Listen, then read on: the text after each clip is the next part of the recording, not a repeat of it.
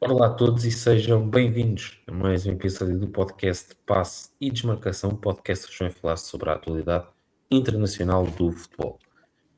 Convosco está Simão Rochinol, eu mesmo, e tenho comigo a companhia do Camilo Gontarczyk. Olá Camilo, como é que estás? Olá, bom dia, Simão, tudo bem? Estamos muito bem aqui durante esta última jornada, entre a primeira e a segunda, tivemos grandes jogos também, e grandes surpresas também deste Mundial, e acho que vai ser uma boa oportunidade para conversar um bocadinho sobre estes grandes jogos que aconteceram.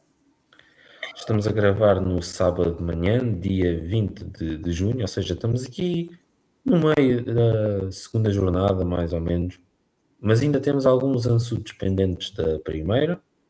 E começamos pelo grupo I, com a vitória da França por 3-1 sobre o Senegal e a vitória da Noruega sobre o Iraque por 4-1. Começando pelo jogo entre a França e o Senegal. Uma boa vitória da equipa francesa, mas também mencionar a boa capacidade que o Senegal teve durante o jogo, de ter a bola, tentar atacar a baliza da equipa gaulesa, mas sem grande sucesso. A França teve ali algumas dificuldades iniciais, o jogo não estava a fluir propriamente nos protagonistas do ataque, o Lise, Dembélé, Mbappé e o Doué. São tantos que uma pessoa às vezes até são tantos que uma pessoa às vezes nem se lembra todos da mesma forma. A primeira parte é um bocado difícil, na segunda parte vimos a França melhor. É certo que quando não surge o coletivo, surgem sempre as unidades individuais. Bom jogo do Mbappé, 2 golos. O Mbappé tem uma coisa fascinante com o Mundial, sempre que há Mundial ele aparece e sempre em grande nível. Vimos também o Michael Olise. A equipa melhorou, sobretudo quando o Olise pegou no jogo, se fores a ver, cara. Ali aquele corredor direito ganhou outra vida. Depois, lá está o Senegal mencionar a atitude competitiva que teve e uma vitória justa para a França, que está praticamente apurada, diria, assim como a Noruega venceu por 4-1 e foi basicamente aquilo que estávamos à espera. Uma equipa forte do ponto de vista ofensivo, que tem em Erling Haaland a sua principal referência, marca 2 golos, estreia perfeita no Mundial. O Iraque mostrou alguns pormenores de qualidade, até o próprio gol, creio que é o Hussein, o nome do autor do gol do Iraque, faz um jogo para aquilo que eu esperava melhor, mas não surpreende a vitória da Noruega. Em suma, um grupo até ver sem grandes surpresas e lideram de forma natural as principais equipas do grupo, a Noruega em primeiro lugar e a França em segundo. Camilo, o que é que tens a dizer deste grupo I? Ficaste surpreendido com algo do que viste? Acho que não. Antes de mais, obrigado, Simão, pelo teu convite. Foram dois resultados que eu esperava, sinceramente. Uma vitória da França contra o Senegal, competitivo, a equipa bastante interessante, mas como Michael Olise com grande jogo mais uma vez, o excelente último passe do futebolista do Bayern. Às vezes nem podia acreditar se o jogo da FIFA ou realidade, porque o seu último passe, assistência para o Mbappé, encaixava perfeitamente nesta peça do Didier Deschamps. Por isso, não pode surpreender que o sonho do Florentino Pérez é contratar o Lisé, porque esta combinação Mbappé-Olise no jogo contra o Senegal funcionou perfeitamente bem, caiu perfeitamente. Por isso, eu diria para mim, sem dúvida nenhuma, Olise, homem do jogo, grandes assistências, visão de jogo espetacular e só confirma a sua grande época no Bayern, que fez no Mundial também, e continuação só de um bom momento do Michael Olise, mais um nesta época. A equipa do Senegal, rapidamente, queria só destacar Crépin Diatta, que joga na Liga Francesa, no Mónaco, lateral direito, que fez bastante bom trabalho, com grandes cruzamentos, mas isso foi muito pouco para aqui criar mais perigo para a equipa francesa. Aqui, saltando para o jogo Noruega-Iraque, vitória que convenceu muito, a Noruega convenceu muito neste jogo. Queria aqui destacar, obviamente, Erling Haaland, que marcou 2 gols nesta partida. E muitos nomes também interessantes, do ponto de vista também português, porque Fredrik Aursnes é titular desta equipa. Quem mais? Sheldrup também entrou na segunda parte. Diria que Noruega vai surpreender neste Mundial.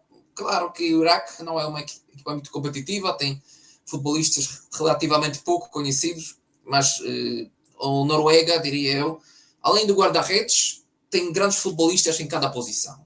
Guarda-redes, fico com dúvida, porque o Nyland ficou toda a época no banco de Sevilha, mas tirando o guarda-redes, acho que em cada posição temos quer futebolistas do grande nível, Premier League, Liga Espanhola, Bundesliga, ou quer do Bodo Glimt, que também fez uma gigante época na Liga dos Campeões. Concluindo aqui, vitórias que não me surpreenderão nada, e acho que são favoritos para sair aqui deste grupo. França e Noruega são equipas claramente mais fortes.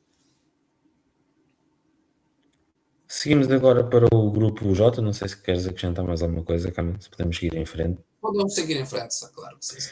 No grupo J, agora vais começar aqui tu com a análise. Vitória da Argentina por 3-0 sobre a Argélia, digo, num jogo em que Messi fez um hat-trick, o primeiro hat-trick deste Mundial 2026, e a Áustria venceu por 3-1 a Jordânia, assim é que é. Camilo, Messi mais uma vez chega ao Mundial e faz diferença, não é? Faz diferença para o seu trabalho, é verdade. Sim, sim. Só aparece e logo marca 3 golos, como se fosse mais um dia no trabalho. Não é nada difícil. A Argélia não fez grande jogo também. O pai do Zinedine Zidane observou o seu filho desde a bancada, porque o Lucas Zidane é guarda-redes titular da seleção da Argélia. E a Argentina saiu com uma formação 4-4-2, com Montiel, Medina nos laterais, Cristiano Romero e Lisandro Martínez. Também é titular desta equipa é Rodrigo de Paul, que muitos também criticam isso por ele jogar nos Estados Unidos e por ser um grande amigo do Messi. Naquela lista, Enzo Fernandes, também grande figura desta equipa, e Thiago Almada, que teve uma época bastante complicada no Atlético de Madrid, sem grandes números, mas aqui na seleção do Scaloni é uma das peças mais importantes. Lisandro Martínez, diria eu, não fez uma grande exibição, por isso foi substituído na segunda parte, que também, na qual também entrou Julián Álvarez, Nico González e Nico Paz. Por isso, a vitória da Argentina bastante tranquila, diria eu. O jogo foi resolvido pelo Messi e aqui não há grande surpresa. Falando aqui rapidamente da vitória da Áustria por 3-1 contra a Jordânia, também não podemos aqui dizer de uma grande surpresa. A equipa austríaca muito bem compacta, bem organizada. A equipa do Ralf Rangnick, que costuma sempre ser uma equipa que primeiro fez grandes contra-ataques, uma equipa muito rápida com a bola, boa transição com a bola e também muito bem organizada, eficaz, que mostrou mais uma vez, jogando neste caso surpreendentemente com Kalajdzic, ponta de lança que durante vários meses tinha imensos problemas com lesões e só na última época voltou desta forma, conseguiu estar convocado neste Mundial. 3-1, só queria mencionar aqui quem marcou os golos para a Áustria, foi o Romano Schmidt, do Werder Bremen, Arnautovic, bem conhecido também, pelos vários anos na Liga Inglesa, e se não me engano o terceiro golo para a Áustria foi o autogolo do Al-Arab. Por isso, concluindo rapidamente, 2 vitórias, mais uma vez, sem grande surpresa, 3 golos da Argentina, 3 golos da Áustria, e estas equipas parecem claramente mais fortes neste grupo. Não sei se concordas, Simão, com a minha visão. Olha, em relação a este grupo, começando rapidamente pela Áustria e Jordânia, uma vitória sem grande coisa a dizer da Áustria. Arnautovic, aos 37 anos, continua a ser uma peça muito importante nesta equipa. Pouco a dizer em relação a este jogo, não tem nada a acrescentar. E quanto à Argentina-Argélia, é uma Argentina que continua muito dependente do Messi, mas isto não é uma dependência propriamente má, porque a Argentina tem um bom coletivo, Enzo Fernandes também faz um grande jogo, também é importante dizer isso. Depois também tens ali boas soluções, o Lautaro Martínez, o Julián Álvarez, e quando podes escolher entre este tipo de jogadores, fica tudo muito mais fácil a quem consegue gerir estes talentos. Uma grande exibição do Messi, lá está, faz 3 golos, liga-se muito bem com a equipa. No fundo, o Messi é ser Messi, não é? Não há aqui grande ciência. Aos 39 anos, continua a ser um jogador que consegue decidir e ser a principal peça da equipa, e mesmo não estando Messi, a equipa continua a funcionar bem, Mas o Messi dá aquele toque especial, aquele fator X, digamos assim, e dá à Argentina aqui um belo início no Campeonato do Mundo. Passemos agora ao grupo K, e este grupo tem muita coisa para falar. A vitória da Colômbia por 3-1 sobre o Uzbequistão e o empate de Portugal com o Congo. Despachando aqui já o Colômbia com o Uzbequistão, uma boa vitória da equipa da Colômbia, com destaque para o Luís Dias, para o Luís Soares, o próprio João Arias, que é assim o nome dele, também faz um bom jogo. O Uzbequistão mostrou uma certa capacidade de organização interessante, vai criar problemas a Portugal, muito pela forma como é capaz de defender e de organizar a sua equipa em duas linhas bem fechadas. A Colômbia dá aqui um bom primeiro passo para o apuramento, eu creio que também já está praticamente apurada, vamos dizer assim. Quanto ao Portugal-Congo, eu já fiz um vídeo a falar sobre isto na minha página de comentários, baixo no computador, para quem quiser seguir. E no fundo é muito isto, é um Portugal que joga a 3 velocidades, devagar, devagarinho e parado. Uma circulação Certo. muito lenta. Marca aquele golo, Portugal entra muito bem no jogo, é importante dizer. Não vamos estar aqui só a criticar Portugal e também não elogiar o que foi feito bem, que houve coisas bem feitas. Mas foi só ali aqueles primeiros 15, 20 minutos. Que ter capacidade de ter bola, de circular pelos corredores. O golo é um bom cruzamento do Pedro Neto para o João Neves aparecer e a finalizar de cabeça. Mas a partir daí foi um descalabro. E para jogar muito lentamente. Congo foi ganhando confiança. O gol do Vissá numa bola parada, e Portugal nas bolas paradas tem sido um desastre. Para quem tem seguido os jogos da seleção portuguesa sabe que isto é verdade. Transições defensivas, bolas paradas. Portugal deixa muito a desejar para uma equipa que é candidata, ou supostamente é candidata, a conquistar o título mundial. E depois os problemas do ponto de vista ofensivo. Vamos ver uma coisa. Portugal joga com o meio campo a 3, tem o Vitinha mais recuado, muitas vezes perto dos centrais para criar jogo ou para fazer a tal circulação de bola.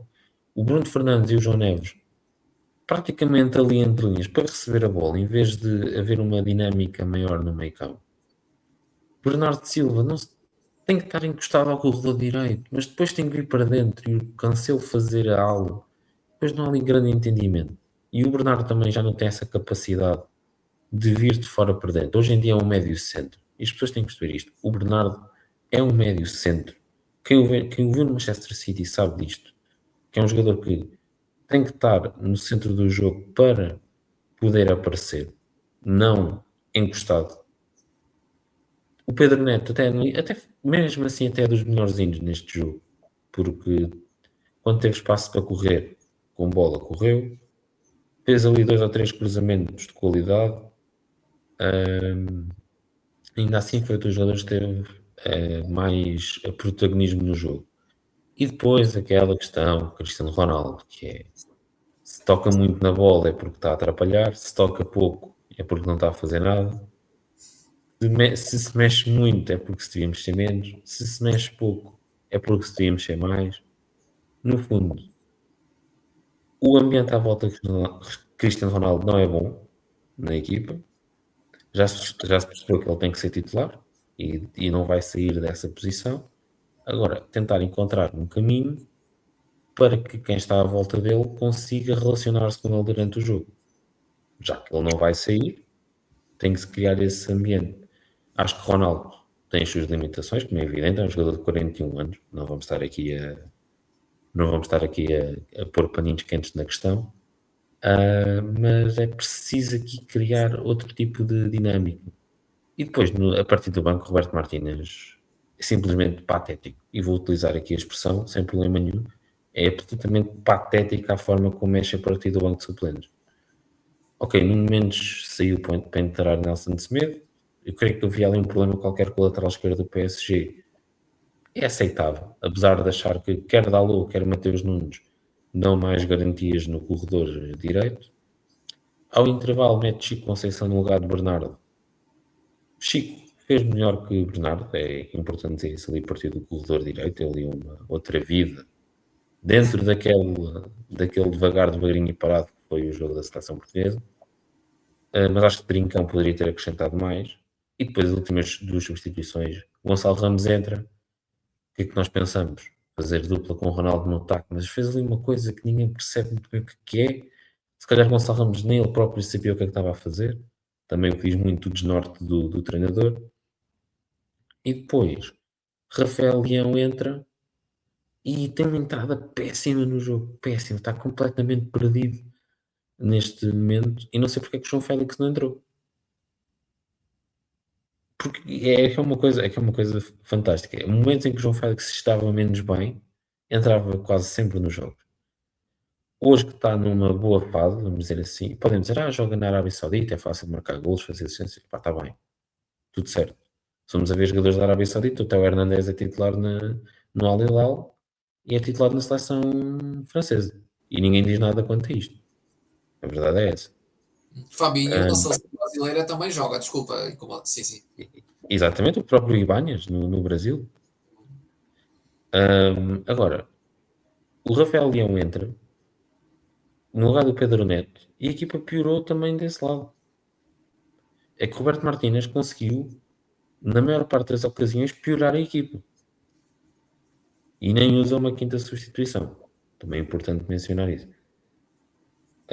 Falar do Congo, brevemente. Vissa, no ataque, fez a diferença. Congo bem organizado, utilizar bem a sua impetuosidade física, muito, muito forte nesse aspecto do jogo.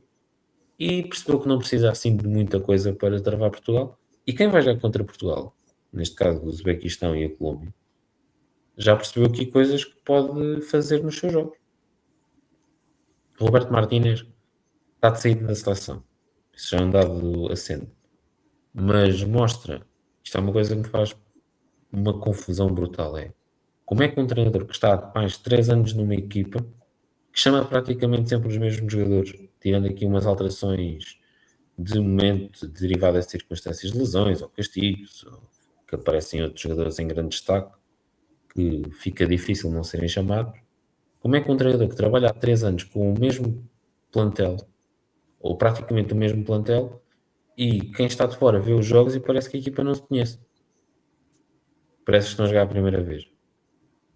É um fenómeno que para mim é muito difícil de explicar e, novamente, podem dizer, o Ronaldo isto, o Ronaldo aquilo. Há problemas em relação à utilização do Cristiano Ronaldo.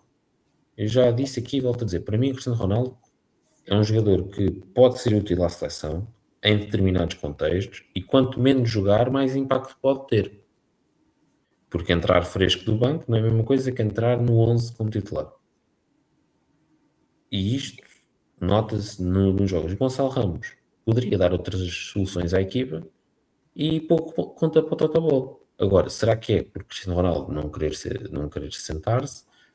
Será que é também o Roberto Martínez que não tem capacidade de sentar o jogador? Não sei. Não sei e vamos ver o que é que o próximo jogo nos é.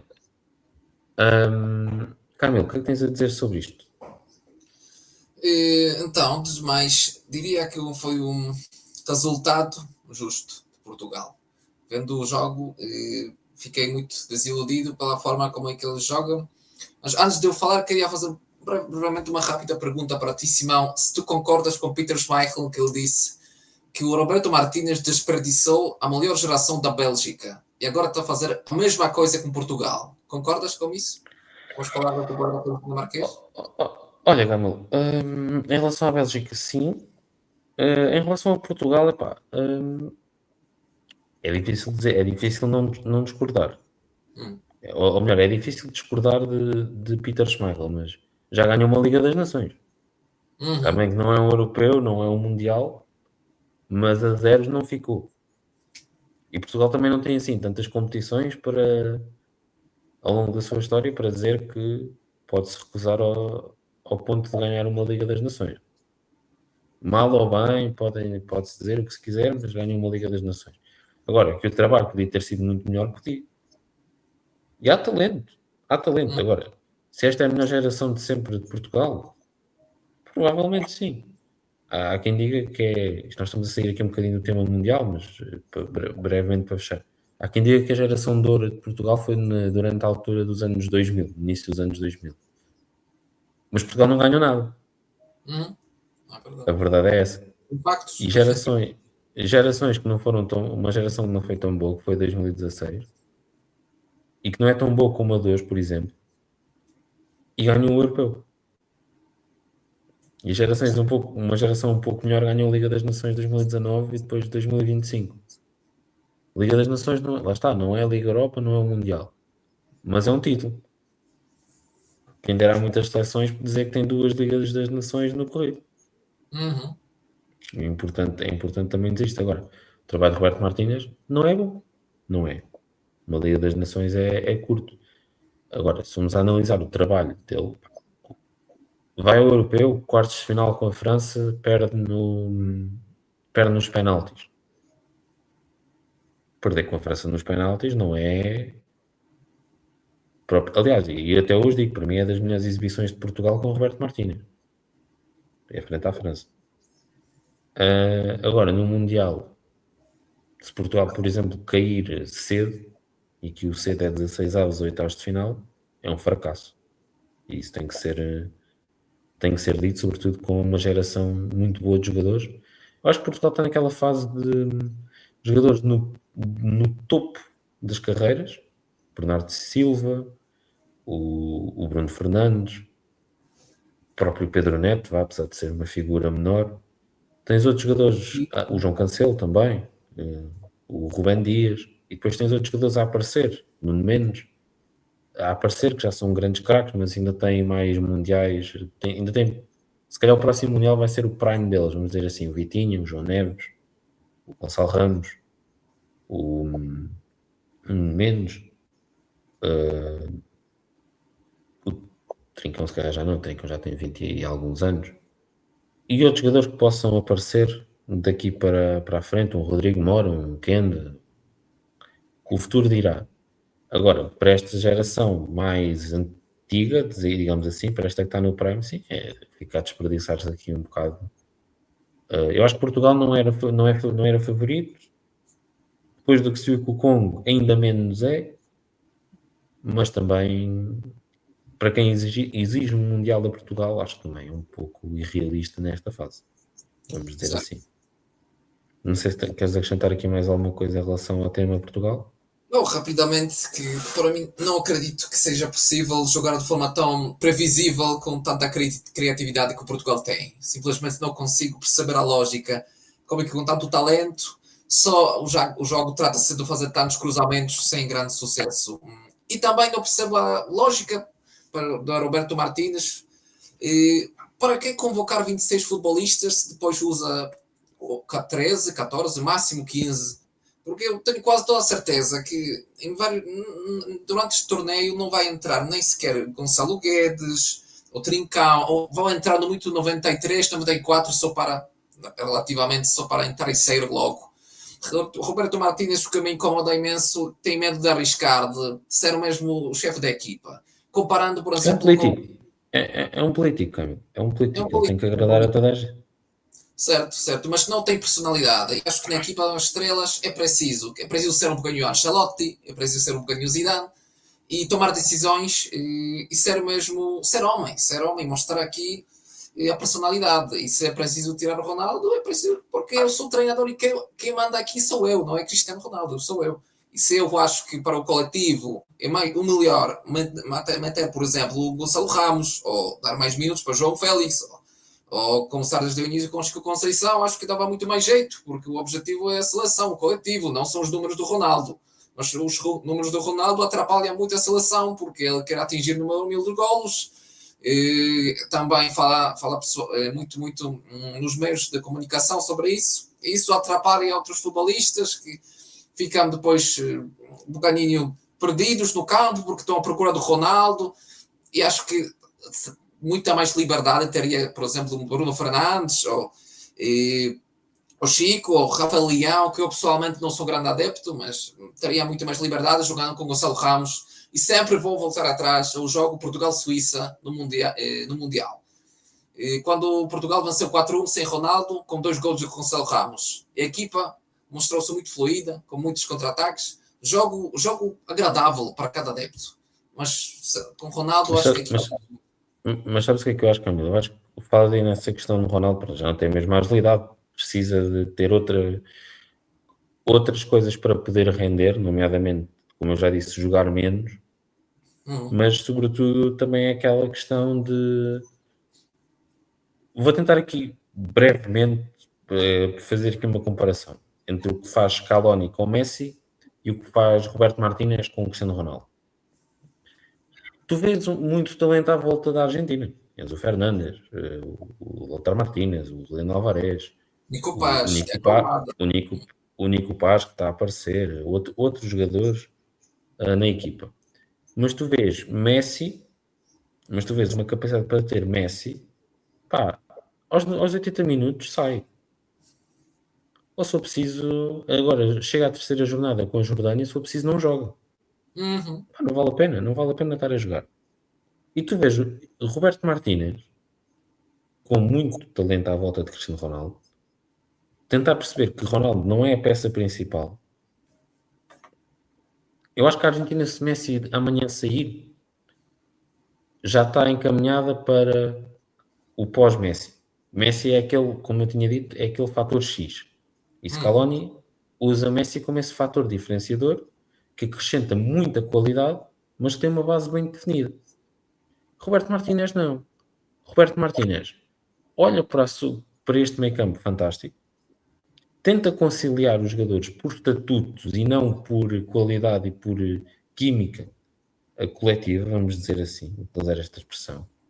E depois tem ali Cristiano Ronaldo, que tem que estar, e depois não arranja uma forma de conciliar a equipa, não digo à volta de Cristiano Ronaldo, mas de uma forma em que quem está consiga mostrar o seu melhor rendimento e tendo Cristiano Ronaldo, conciliar esse talento com a capacidade finalizadora de Cristiano Ronaldo que continua a ter e não podemos negar isto. Agora também tem que haver capacidade de ver momentos, é preciso outro dinamismo na frente de ataque, meter Gonçalo Ramos, meter Gonçalo Guedes. Se for preciso, jogar com uma dupla de avançados, Gonçalo Guedes, João Félix, Gonçalo Guedes, Gonçalo Ramos, Trincão. Queres conciliar o meio campo? Acho que se deve conciliar o meio campo com aqueles 4 jogadores, sem dúvida. Mas não é encostar um ao lado direito. Perdes um. Estar ou não estar é a mesma coisa. Porque não tem capacidade de vir de fora para dentro já. Roberto Martínez, Scaloni consegue ser alguém de forte do ponto de vista tático e de preparar a equipa com qualidade. Roberto Martínez está naquela estratégia, se é que podemos chamar aquilo de estratégia, e não sai dali. Não, o problema não é só o Cristiano Ronaldo, é mesmo o Roberto Martínez que não tem capacidade para mudar as coisas, ajustar. Vimos o jogo de Portugal com o Congo, que ajustes terá feito durante o jogo? Zero. E digo aqui uma coisa que isto tem a ver com o treinador. O Guardiola, quando dizem o Guardiola faz poucas substituições, mexe muito tarde na equipa. E eu agora digo aqui uma coisa. Fazer substituições é uma coisa, mas fazer alterações na equipa não significa fazer substituições. Eu posso trocar um jogador, meter outro e o problema continua lá. Se as instruções forem as mesmas. Agora, eu posso perfeitamente ajustar a equipa no sentido de, tu estás a fazer muito jogo exterior, não está a funcionar, tenta vir um bocadinho mais para dentro, arrastar a tua marcação e vamos tentar aqui fazer outra coisa, tentar. E por vezes resulta, por vezes não, é outra questão. Mas podes mexer na equipa sem fazer substituições. Não sei se concordas com isto, Camilo. Concordo. Mas se calhar é melhor seguirmos para outro tema, porque já temos aqui muito Portugal. E é importante, ainda temos aqui alguns jogos e o tempo não abunda para ambos os lados. Vamos seguir então. Vamos para o grupo L. Vamos para o grupo L para terminar aqui a primeira jornada. Croácia venceu por 4, ou melhor, a Inglaterra venceu por 4-2 a Croácia, naquele que terá sido provavelmente o melhor jogo da primeira jornada. E o Ghana venceu o Panamá por 1-0, naquele que terá sido provavelmente um dos jogos mais secantes, até pela hora que foi transmitido, de se ver.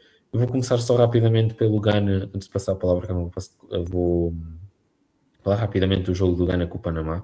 O Panamá até estava a ser superior na primeira parte. Na segunda, Casqueiros fez ali alguns ajustes, conseguiu tirar ali o melhor partido do Seménio, melhor jogador do Ghana de longe, e ainda conseguiu o golo na parte final do jogo, uma vitória, não sei se justifica muito bem em relação ao que foi o jogo, mas Carlos Queiroz continua a ter o dom de entrar bem nos mundiais e em mais um mundial. Creio que é um dos selecionadores mais velhos a vencer um jogo no mundial. Não sei se é o primeiro, mas anda lá perto dos mais velhos a vencer. E em relação à Inglaterra com a Croácia, destacar a bela exibição de Harry Kane. Gostei muito daquela dupla de meio campo do Elliot Anderson com o Declan Rice, acho que funcionam muito bem. Um jogo bem fluido, a partir de trás, ligação com todos os setores, muito agradável de ver. Gostei muito de ver a Inglaterra em ação. Acho que Thomas Tuchel foi polémico nas escolhas que fez, mas em termos de ideia de jogo e de dinâmicas coletivas, acho que as coisas estão a funcionar muito bem. Muito mérito para o treinador alemão. E na Croácia, vemos uma seleção em fim de ciclo e com alguns jogadores a entrar. Modric continua a ser uma peça muito importante. O Guardiola no corredor ali como central pela esquerda, no esquema A3, mostra que poderá ser o líder eventual da seleção. Gosto muito do chutá-lo, acho que é um ótimo central. Vimos Petar Musa, ex-Benfica, também na equipa, como a referência ofensiva. O Croácia mostrou-lhe algumas coisas, acho que quer com Gana, quer com o Panamá, poderá chegar aos pontos, e diria mesmo até vencer ambos os jogos, mas acho que não teve hipótese com a Inglaterra, apesar de ter marcado 2 golos, ter mostrado capacidade ofensiva, mas a Inglaterra simplesmente foi superior. Camilo, o que tens a dizer em relação a este grupo? E força.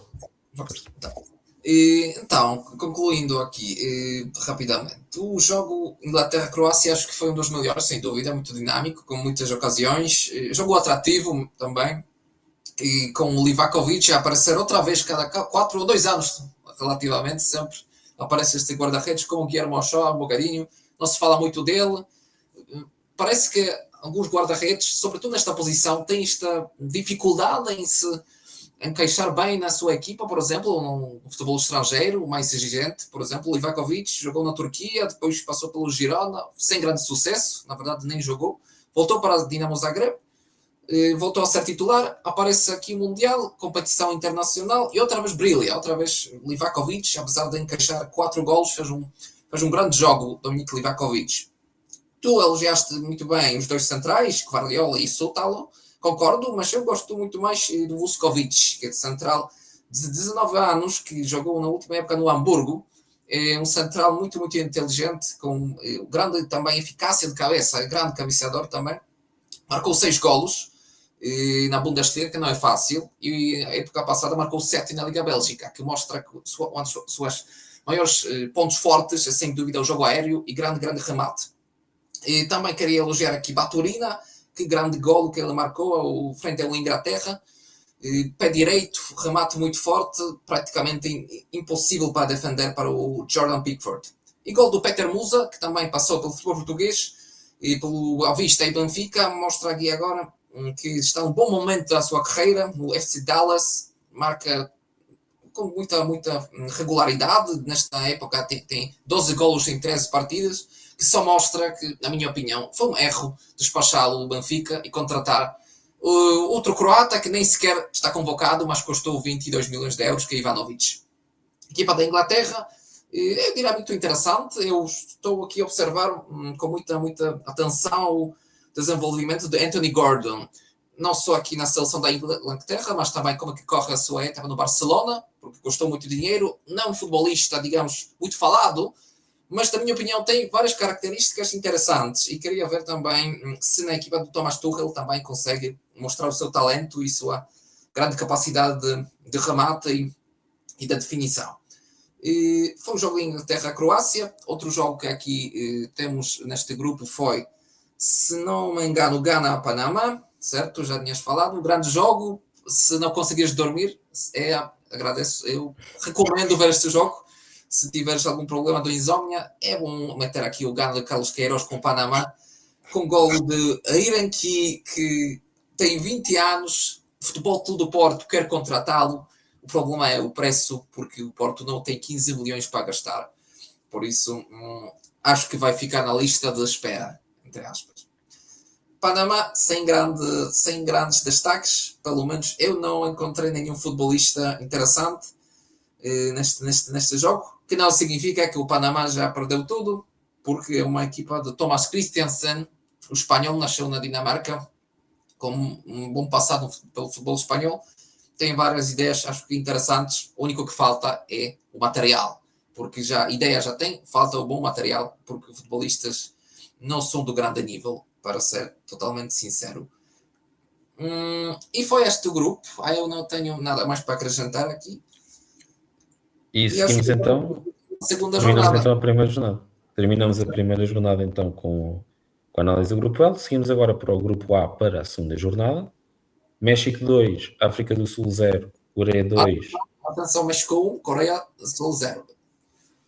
Exatamente, México 1, Coreia 0, eu estava a dizer aqui para a primeira jornada. Enfim. E a Chequia que empatou com a África do Sul a uma bola. Começando pelo jogo da Chequia com a África do Sul, provavelmente mais outro jogo desinteressante, dos mais interessantes deste campeonato do mundo até agora. Quem viu os primeiros jogos, a primeira jornada, percebeu que estas duas equipas seriam as mais fracas do grupo A, confirma-se. Chequia com um jogo muito rudimentar, a África do Sul também ainda não mostrou grande coisa neste Mundial, um empate que se ajusta perfeitamente ao que foi a partida. Ambos ficam aqui com muita dificuldade para se apurar para a próxima fase do Mundial. Têm ambos um ponto, vão já contra as principais equipas do grupo e não sei se poderemos já ter aqui as duas primeiras equipas eliminadas do Mundial, até porque falta de produção ofensiva e também falta de qualidade de jogo também estão-se a refletir aqui no ponto que ambos têm conquistados. Já a vitória do México com a Coreia foi um jogo engraçado de assistir, com oportunidades de golo. A Coreia do Sul pratica um bom futebol, bom toque de bola, capacidade para chegar à área adversária. Tem no Son e no Kangin Lee dois jogadores que dá gosto de ver, apesar do Son estar já numa fase descendente da carreira. O Kangin Lee é o principal destaque, o principal agitador. No entanto, o México, com Quiñones, com Raúl Jiménez, entre outros jogadores, consegue fazer a diferença e uma vitória bastante justa.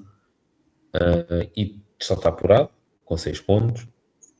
Melhor equipa do grupo, a meu ver, confirmou-se aquilo que prevíamos. A Coreia do Sul, mesmo perdendo este jogo, está com 3 pontos. Eu creio que dificilmente não marcará a presença nos 16 de final. Camilo, o que é que tens a dizer deste grupo? Pronto, concordo também neste caso. Hoje concordo bastante contigo, nem sempre acontece, mas hoje tenho que concordar.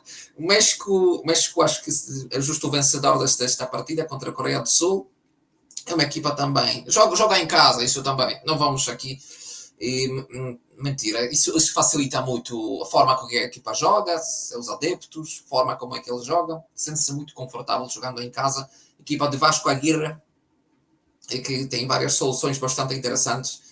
Mas vamos ser sinceros, o grupo não é difícil, são equipas ainda relativamente inferiores, e Coreia do Sul é uma equipa bastante interessante, claro, mas acho que o México, se jogar contra a França ou a Alemanha, seria muito mais difícil e podemos ver mesmo o verdadeiro valor da equipa mexicana. Muito talento também, o marcador do gol, Luís Romo, 31 anos, já com muita experiência no futebol mexicano. Mas também temos alguns futebolistas novos, que Gilberto Mora. Normalmente, se tens apelido Mora, significa que tens talento. Roberto Martins nem sempre percebeu isso, mas Vasco Aguirre sim, porque o futebolista é bastante interessante. E o mais novo na história do México que entrou no Mundial, 17 anos. Então, concluindo aqui o jogo do México, vitória muito merecida. sem César Montes, que foi expulso no último jogo, mas com Edson Álvares, que criou este par de centrais com Ion Vasquez, funcionou muito bem. Eu diria que Edson Álvares sente-se muito bem também, não só na posição do 6, mas também no centro da defesa. Foi o jogo do México-Coreia do Sul, República Checa-África do Sul. Muito rapidamente, muito brevemente, não há muito para falar aqui. Duas equipas mais fracas deste grupo. Na equipa da África do Sul, gosto bastante do Mocaena, que joga no futebol local da África do Sul, que também marcou o gol. E na República Checa, simplesmente, sinceramente, fiquei muito desiludido pelos dois avançados pontas de lança. Petr Schick, que fez uma grande época também na Bundesliga, 16 gols, e Adam Lozek, que jogou no Hoffenheim. Ele teve, por acaso, mais dificuldades com as lesões, mas os dois jogam na Bundesliga, e acho que se deve esperar muito mais pela qualidade que tem, comparando com a África do Sul, que nem sequer tem nenhum futebolista que joga numa principal liga. Só Foster joga no Burnley, mas marcou 3 golos numa das piores equipas da Premier League. Por isso, na minha opinião, República Checa, uma das desilusões, sinceramente. Porque olho aqui para o plantel e temos Bundesliga, temos aqui Liga Inglaterra, temos Liga da Holanda, Olympique Lyon, vários clubes e, sinceramente, sem resultados. Foi este primeiro grupo e acho que podemos seguir para o próximo, para a goleada de Canadá, se não me engano, e da A Suíça. vitória do grupo B, que teve, como disseste bem, uma vitória do Canadá sobre o Qatar por 6-0 e uma vitória da Suíça sobre a Bósnia por 4-1. Começo já aqui pelo Qatar e o Canadá. Um jogo sem grande história. O Canadá foi muito superior à seleção qatari, marcou imensos gols. Jonathan David, o Kyle Larin, deu para tudo e mais alguma coisa. O Qatar também deu imensos tiros nos pés durante o jogo, uma expulsão aos 33 minutos, outra aos 53.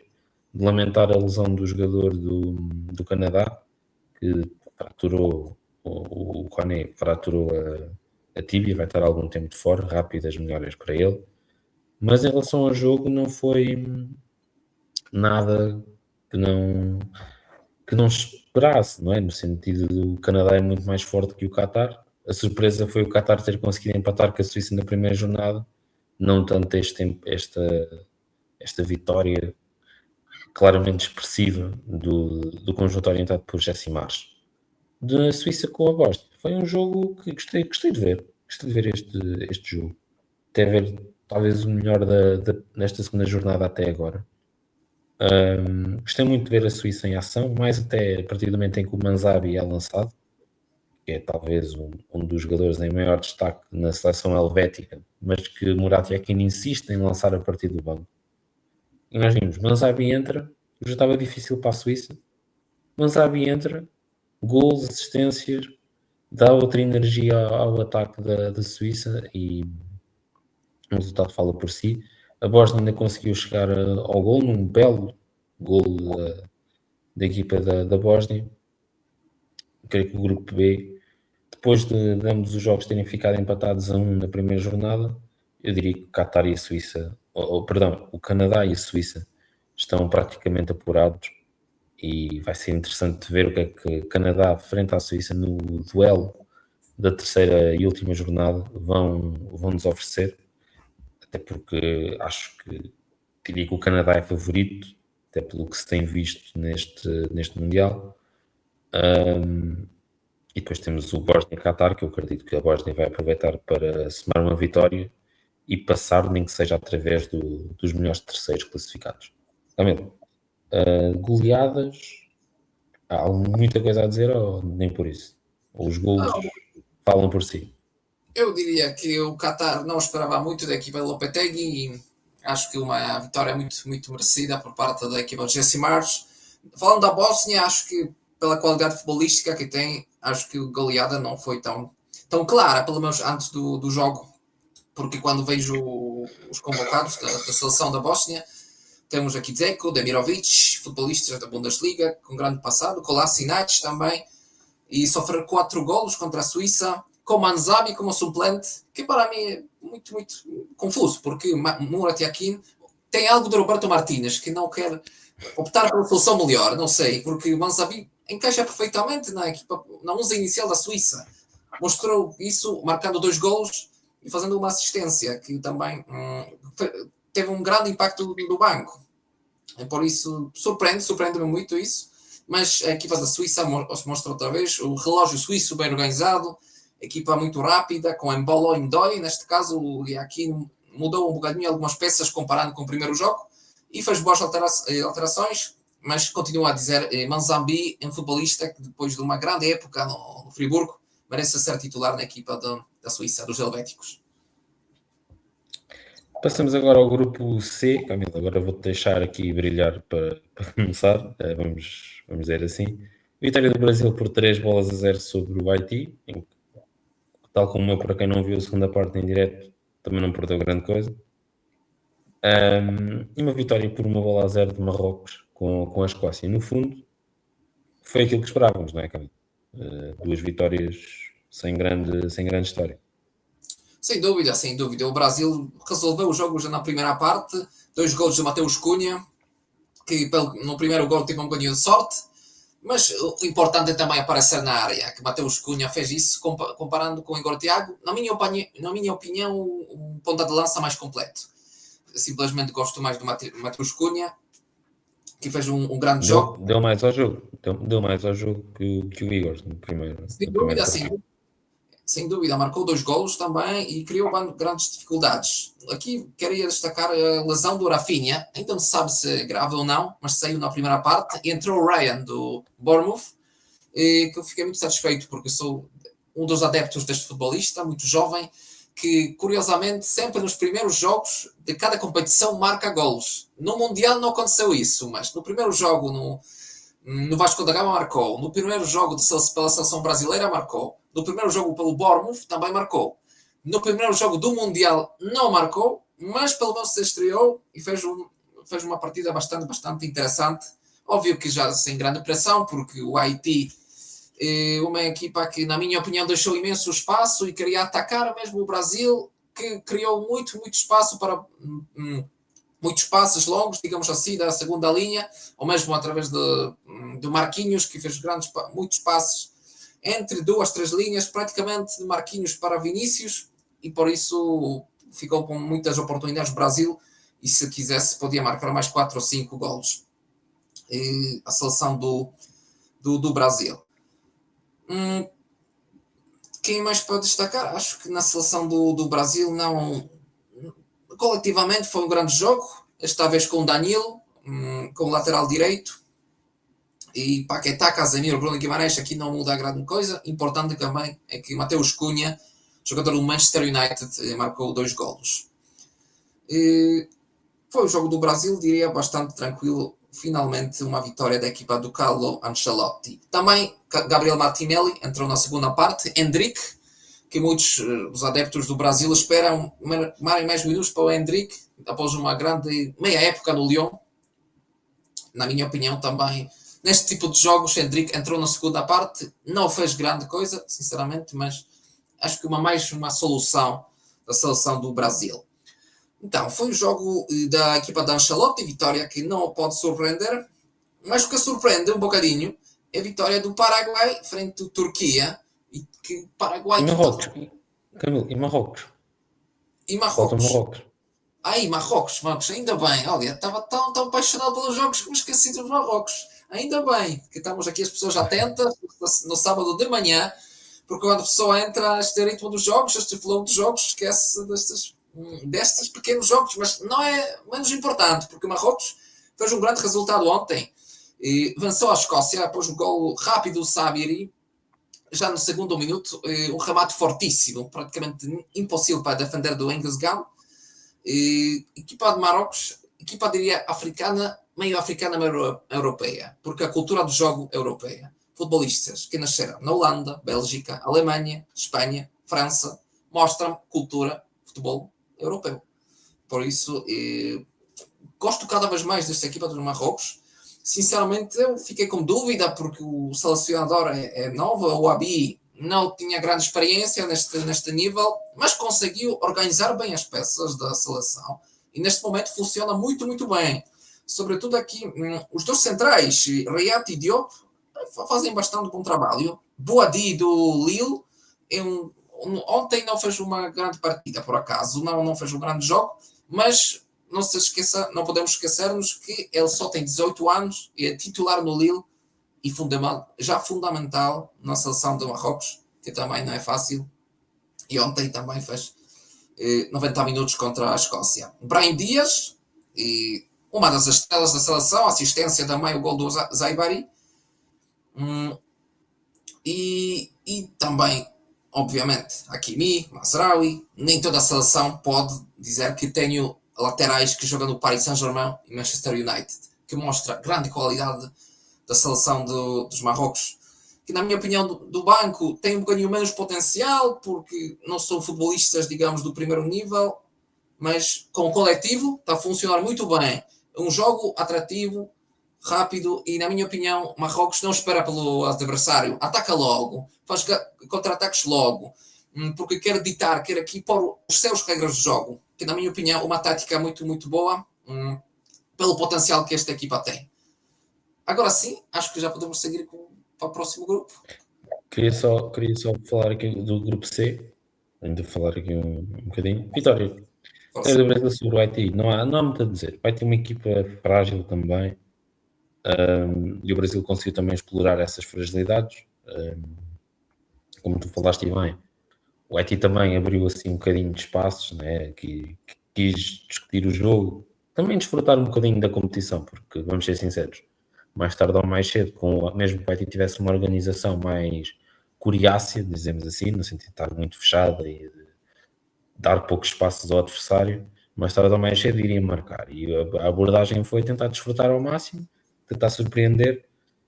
Infelizmente para o Haiti não aconteceu e o Brasil teve uma vitória tranquila.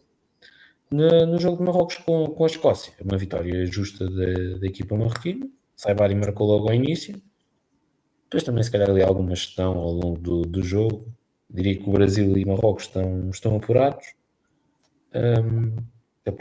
Até porque a última jornada vai opor o Brasil à Escócia e Marrocos ao Haiti, e eu creio que o que vai acontecer será quer Brasil, quer Marrocos consolidarem a sua posição no grupo.